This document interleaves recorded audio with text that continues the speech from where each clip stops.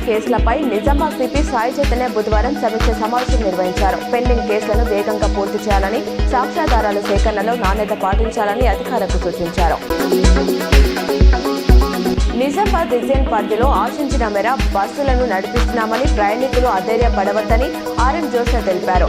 డిపోల వారీగా ఆర్టీసీ కార్మికులతో సమ్మె విరమింపజేయడానికి కృషి చేస్తున్నామని ఆమె వివరించారు.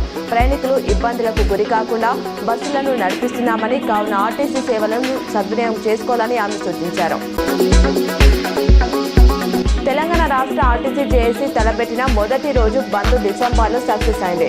బుధవారం కార్మికులు తమ సమస్యలు పరిష్కరించాలంటూ నిరసన కార్యక్రమాలు చేపట్టారు. ఒకవైపు ఆర్టీసీ యాజమాన్యం బస్సులను నడుపుతున్నామని చెబుతున్నా ఆశించిన మేర బస్సులు లేకపోవడంతో ప్రయాణికులు ఇబ్బందులు ఎదుర్కొన్నారు.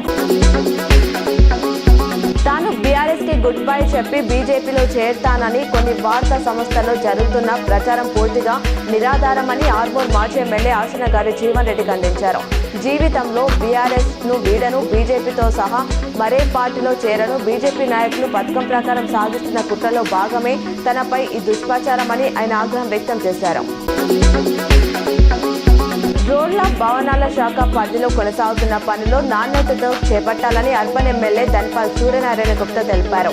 నగరంలోని ఎమ్మెల్యే క్యాంప్ కార్యాలయంలో బుధవారం R&B అధికారులతో సమీక్షించారు.